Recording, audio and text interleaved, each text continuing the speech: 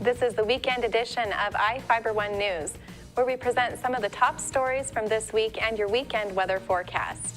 I'm Bethany Jenks. Stay tuned for more on iFIBER 1 News. From the iFIBER 1 HD studio here in the heart of the Columbia Basin, this is iFIBER 1 News, your #1 source for local news, sports headlines, and our very own Weather Center forecast covering the entire Columbia Basin. This is iFIBER 1 News, and it starts now.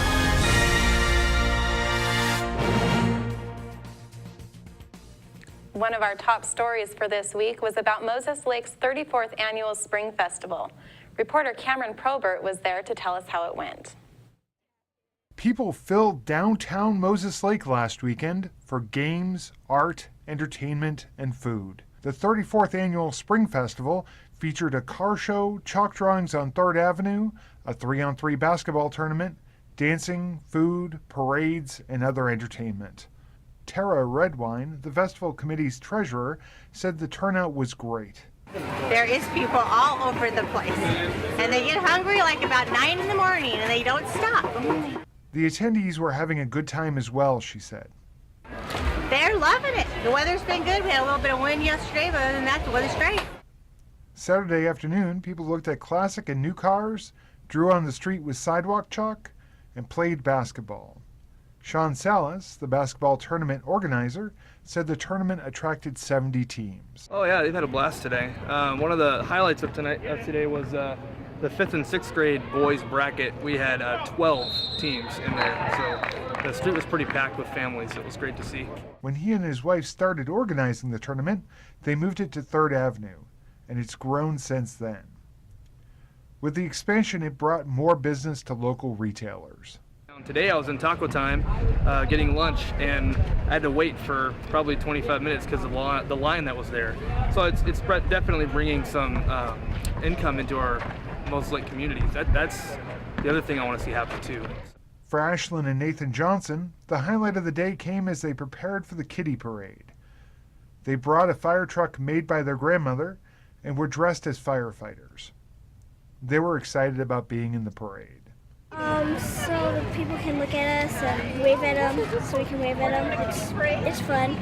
As the sun began to set, people started lining the streets for the Grand Moonlight Parade.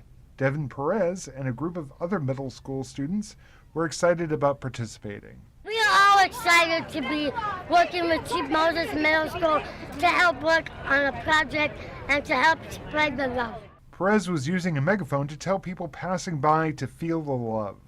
He explained the idea for the elephant on the float came from a motivational speaker. It means that anyone can do anything and just to smile and appreciate and love one another and never take anything for granted.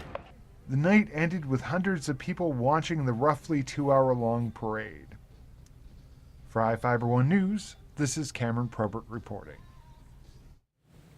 A congressional candidate is getting attention for a confrontation between him and police at the Grant County Courthouse. iFIBER has the story.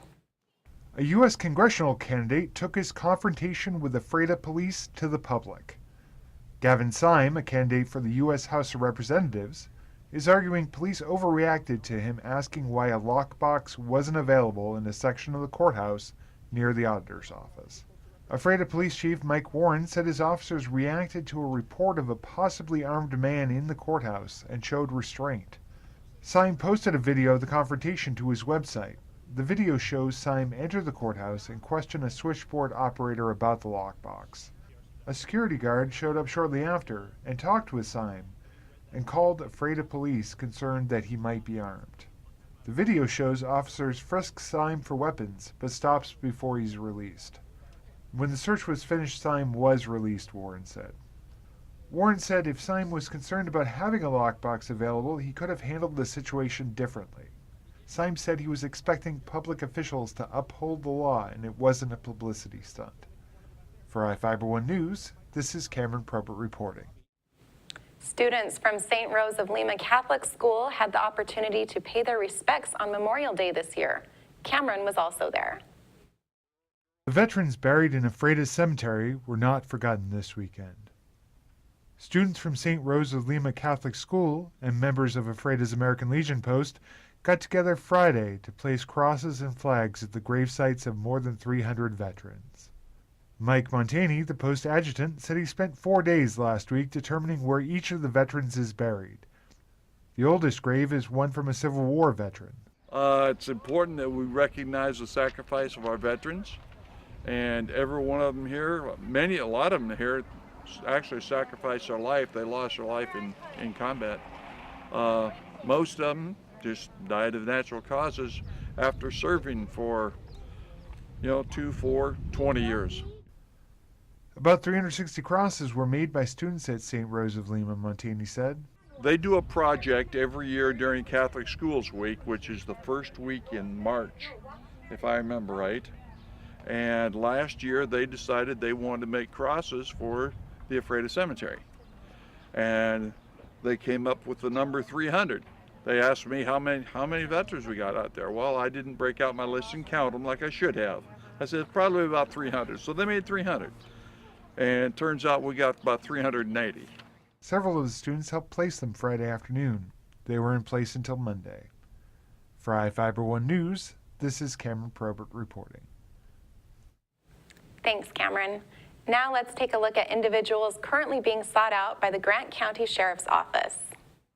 This is Sheriff Tom Jones with the Grant County Sheriff's Office. Each of the people you see here have a warrant for their arrest.